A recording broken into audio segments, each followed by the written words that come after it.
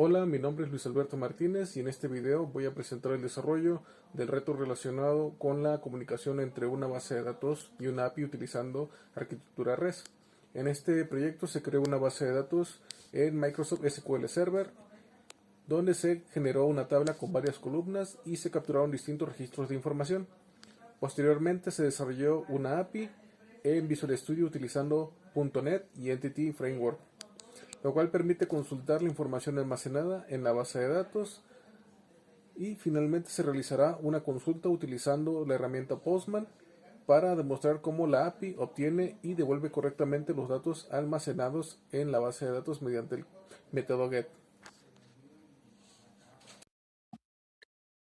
En esta sección podemos observar la base de datos creada en Microsoft SQL llamada Reto 5. Dentro de esta base de datos se encuentra la tabla personas, la cual fue creada para almacenar la información de los registros capturados. Haremos un nuevo query para ver,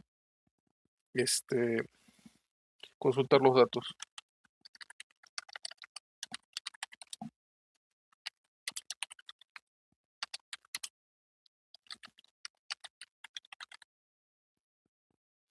Ejecutamos el query y y en esta tabla contiene 5 columnas que corresponden a los atributos de cada registro: ID, nombre, edad, correo y fecha de registro.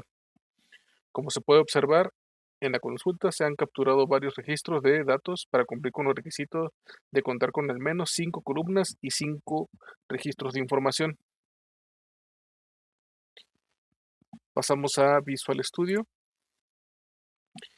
Visual Studio se desarrolló la API que permitirá consultar la información almacenada en la base de datos.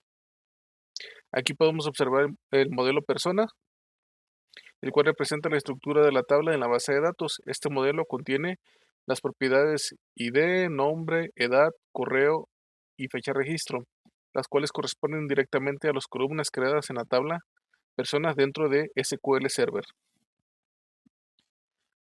Eh, Aquí en esta sección se ve el Database Context, el cual se encarga de establecer la conexión entre la API y la base de datos utilizando Entity Framework. Aquí se define el database set de personas, el cual permite realizar operaciones de consulta sobre la tabla correspondiente en la base de datos. En, en el controlador de personas controller, se implementa el endpoint que permite consultar los datos almacenados en la base de datos. En este caso se utiliza el método get, el cual permite recuperar todos los registros de la tabla de personas mediante el Entity Framework.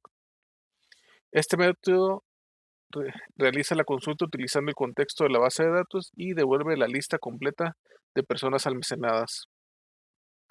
Ejecutamos la API y se va a conectar.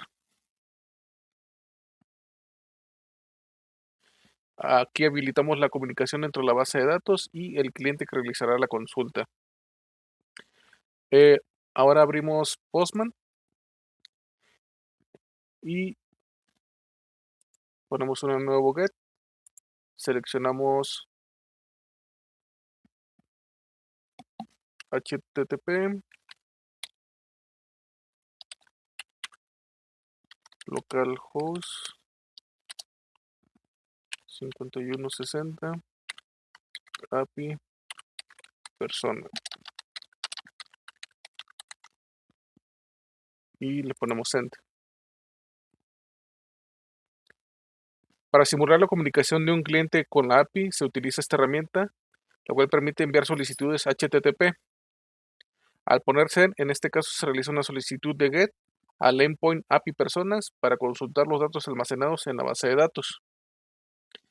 Este nos da como resultado, la API devuelve una información en formato JSON mostrando los registros almacenados en la tabla personas. Podemos observar que los datos obtenidos coinciden con los registros que se encuentran en la base de datos SQL Server. De esta manera se demuestra la correcta comunicación de datos entre SQL Server, la API desarrollada en .NET y el cliente que realiza la consulta mediante Postman.